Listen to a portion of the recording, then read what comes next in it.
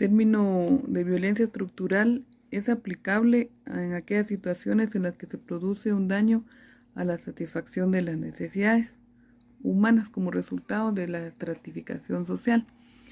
¿Qué quiere decir con eso de la estratificación social, verdad? Donde solo se le está dando importancia a ciertos grupos sociales y existe discriminación a ciertos grupos, como por ejemplo la población indígena, donde hay cierta discriminación para que tenga acceso a ciertas oportunidades de trabajo, la desigualdad social que existe, a cierto grupo, por ejemplo, los mayores de edad, donde se les limita la oportunidad de trabajar, donde en ciertas empresas privadas, por ejemplo, se limita a una edad de 18 a 25 años para poder optar a algún empleo. También la violencia estructural es la suma de total de todos los choques incrustados de estructuras sociales y mundiales, cementadas y solidificadas, de manera que se dan resultados injustos y desiguales en la satisfacción de necesidades. ¿Qué quiere decir esto?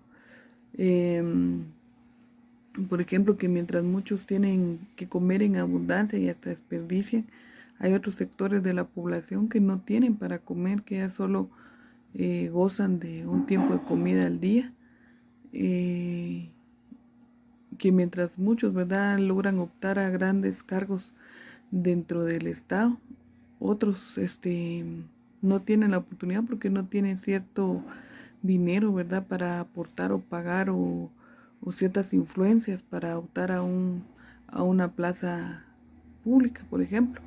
También la desigualdad en cuestión de la tierra, ¿verdad?, mientras que tienen grandes extensiones algunos, otros gozan con una pequeña porción de tierra y otros que ni siquiera la tienen, otros que no tienen, que tienen acceso, ¿verdad?, a estudiar incluso en el extranjero, a quienes apenas tienen la oportunidad de estudiar acá en Guatemala, y otros que ni tienen la oportunidad porque se tienen que dedicar a trabajar.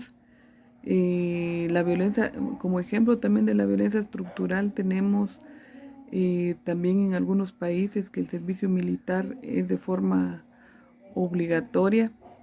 También otro ejemplo de violencia estructural es donde los países, donde los estados no satisfacen las necesidades básicas de su población, ¿verdad? Por ejemplo, en cuestión a salud, en cuestión a seguridad. También tenemos las cuestiones de hambre, ¿verdad? Por ejemplo, en África, donde se ve muchos casos de desnutrición en los niños. A esto más que todo se refiere la violencia estructural, a esa falta de satisfacción en las necesidades básicas, ¿verdad? Esa lucha social que existe entre los seres humanos, entre las desigualdades, entre las injusticias que existen a nivel mundial. Hemos pagado con sangre toda nuestra lucha. Han asesinado a más de 40 compañeras y compañeros, y entonces nosotros estamos realizando esta acción porque estamos demandando del Ministerio Público que investiguen a los delincuentes, que investiguen a las empresas transnacionales que en conjunto con los aparatos del Estado están asesinando a nuestros hermanos defensores de los derechos de los pueblos.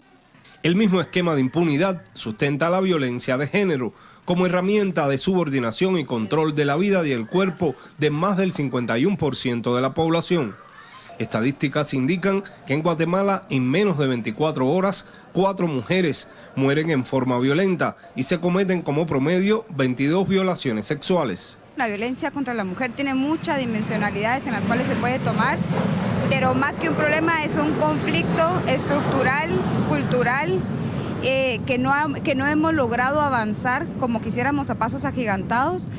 Sigue siendo afectada a las mujeres en el marco principalmente de seguridad y de justicia. Otra violencia estructural es la de la desigualdad. Esta, según expertos, promovida por un Estado colonialista en lo político, racista y excluyente en lo social y extractivista, oligopólico y mercantilista en lo económico. Ya estamos hartos de la violencia que viene del Estado, de la violencia que viene desde el imperio, ¿no? Que nos deja muerte, que nos deja hambre, que deja destrucción a la madre tierra. Estoy acá porque necesitamos ya terminar con tanta pobreza. Ninguna promesa electoral cuestiona que el 1% de los más ricos acapare el equivalente de ingresos de la mitad de la población y que sus grandes empresas acumulen el 65% de los ingresos generados en el país. Rolando Segura, Telesur, Guatemala.